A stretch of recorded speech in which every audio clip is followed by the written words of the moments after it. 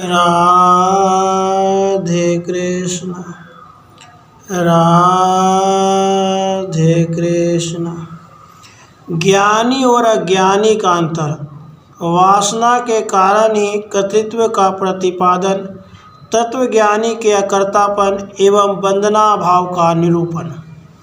श्री वशिष्ठ जी कहते हैं, हे रघुनंदन, ऐसी परिस्थिति में सुख दुख आदि भोग देने वाले कर्मों में या ध्यान समाधि में तत्वज्ञानियों का जो यह कर्म या कर्तृत्व दिखाई देता है वह वास्तव में असत है, क्योंकि उसमें कर्तापन नहीं है। परंतु मूर्खों का वह कर्म कर्तृत्व अभिमान होने के कारण असत नहीं है। यही ज्ञानी और अज्ञानी में अंतर है। पहले यह विचार करना चाहिए कि कर्तृत्व किसका नाम है। अंतःकरण में स्थित जो मन की वृत्ति है उसका निश्चय अमुक वस्तु ग्रहण करने योग्य है, इसका विश्वास वासना कहलाता है। वह वासना ही कर्तृत्व शब्द से प्रतिपादित होती है, क्योंकि वासना के कारण ही मनुष्य चेष्टा करता है और चेष्टा के अनुसार ही फल भोगता है। अतः कर्तृत्व से फल भोक्तृत्व होता है, यह सिद्धांत है। कहा भी है, पुरुष कर्म करे या न करे, वह स्वर्ग में या नरक में सर्वत्र उसी का अनुभव करता है जैसे उसके मन में वासना होती है। इसलिए जिन्हें तत्व ज्ञान नहीं हुआ है वे पुरुष कर्म करे या ना करे तो भी उनमें वासना होने के कारण कर्तृत्व अवश्य है। इसके विपरीत जिन्हें तत्व ज्ञान हो गया है वे कर्म करें तो भी उनमें कर्तृत्व नहीं है, क्योंकि ये वासना से सर्वथा शून्य है। तत्वज्ञानी की वासना शिथिल हो जाती है, इसलिए वह कर्म करता हुआ भी उसके फल की इच्छा नहीं रखता। उसकी बुद्धि कर्तृत्व अभिमान और आसक्ति से रहित होती है, अतः वह अनासक्त भाव से केवल चेष्टा मात्र करता है। उसे जो कुछ भी प्रारब्ध के अनुसार कर्मों का फल प्राप्त होता है वह उस सारे कर्म फल को यह आत्मा ही है ऐसा अनुभव करता है। परंतु जिसका मन फल आसक्ति से डूबा हुआ है वह कर्म न करके भी कर्ता ही माना जाता है। मन जो कुछ कर्म करता है वही किया हुआ माना जाता है। मन जिसे नहीं करता वह किया हुआ नहीं होता, अतः मन ही करता है, शरीर नहीं। चित्त से ही यह संसार प्राप्त हुआ है, इसलिए चित्त में ही है। केवल चित्त मात्र होकर ही चित्त में स्थित होता है। यह बात पहले विचार पूर्वक निर्णित हो चुकी है।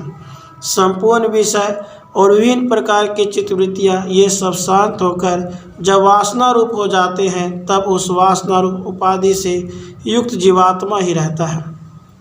उनमें से जो आत्म तत्व के ज्ञाता है उनका मन वर्षा काल में मृग तृष्णा के जल और प्रचंड धूप में हिमकण के समान गलकर जब परम शांत हो जाता है तब तुरीय दशा को प्राप्त हो उसी परमात्म रूप में स्थित हो जाता है। विद्वान लोग ज्ञानियों के मन को न तो आनंदमय मानते हैं और न अन आनंदमय ही। उनका मन न चल है न अचल है, न सत है न असत है और न इनका मध्य ही है, बल्कि वह इन सब से विलक्षण अनिर्वचनीय है। जैसे हाथी छोटी तलैया में नहीं डूबता, उसी प्रकार ज्ञानी पुरुष वासना में चेष्टा रस में नहीं मग्न होता।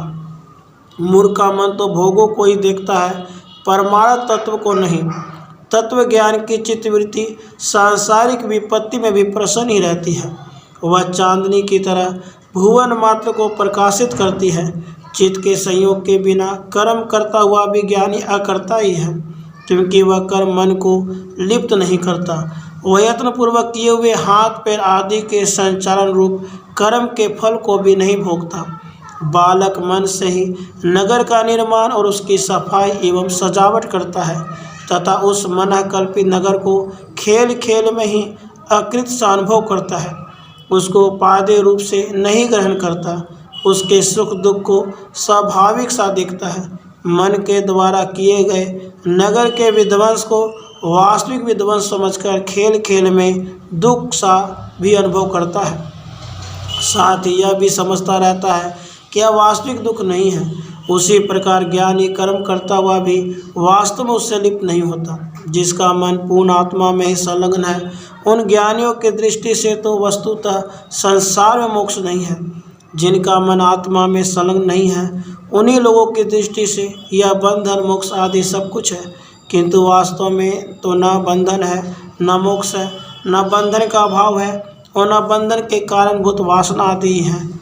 परमात्म तत्व का ज्ञान न होने से यह दुख है, यथार्थ ज्ञान से उसका लय हो जाता है। राधे कृष्ण, राधे कृष्ण।